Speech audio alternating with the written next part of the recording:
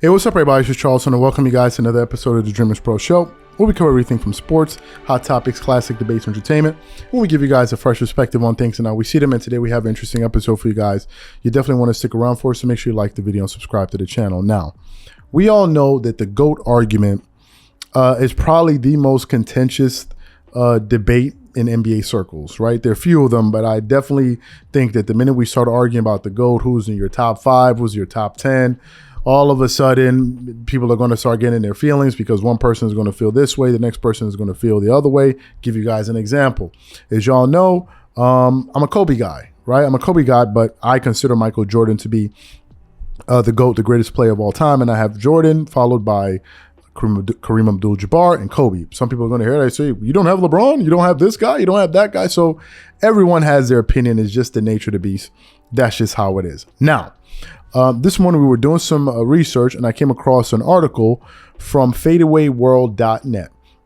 And this article was basically talking about the time Phil Jackson was asked about if he could choose any player in NBA history, who would he choose to build a team? That was a question that was, I believe it was being interviewed by Time magazine, if I'm not mistaken. And as y'all know, whenever you think of Phil Jackson, you think of Michael Jordan, right? So you're like, okay, one would assume, okay, he's automatically going to choose Michael Jordan. But the person he named surprised me. And in fact, it wasn't Michael Jordan. So before we actually get into who Phil Jackson ended up choosing as a player he will start a team with, this video is actually brought to you by our sponsor, Aura, who's also the official sponsor of the T-Wolves. Do you know what the fastest growing crime in America is today? It's identity theft. Imagine trying to log into your email only to see that your password has been changed. Then you start getting weird notifications from your bank and credit cards, only to find out that all of your personal and sensitive information has been totally compromised. If you think it can happen to you and your family, just know that in 2020, over 49 million Americans were victims to identity theft, costing them a combined $56 billion. That is why we are excited to partner with Aura, who's the sponsor of this video. Aura is the #1 identity theft and financial fraud protection.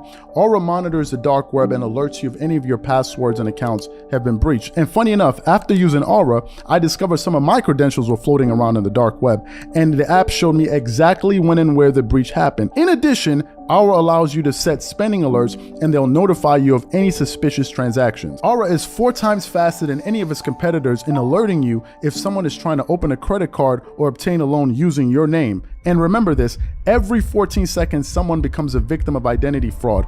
Don't let it happen to you. Now click the link in the description and try Aura for free for 2 weeks and see if any of you or your family's personal information has been compromised. Start your free trial at aura.com/dreamerspro. And when you try Aura, by using the link in the description below, also know that you're supporting this channel.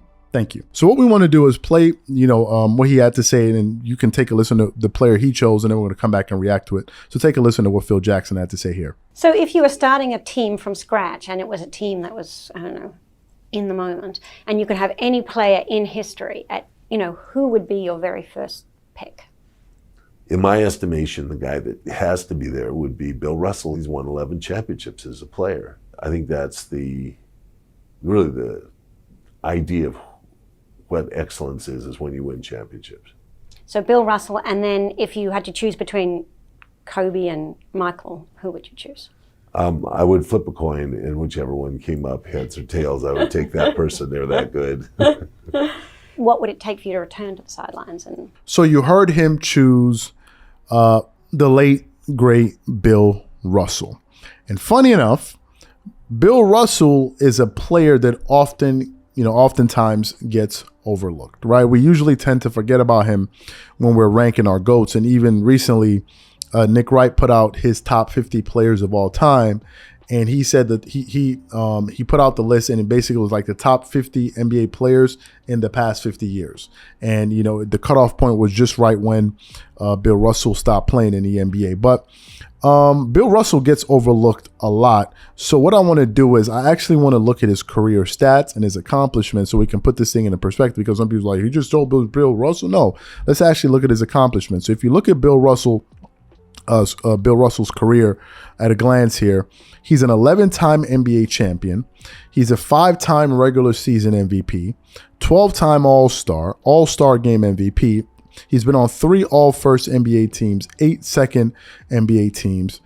He made an NBA all-defensive team. He won 4 rebounding. He won 4 rebounding titles. And if you look at his overall career averages for his NBA career in 963 games, he averaged 15.1 points per game, 22.5 rebounds, 4.3 assists on 44% field goal shooting and 56% shooting from the free throw line. So those were Bill Russell's numbers and accomplishments. So I'm sure when some people heard those numbers, they're like, yeah, that's really great, but why would you choose them? And first of all, now that we're going to actually talk about that, let me get into some of the reasons why some people may argue against having him as a selection.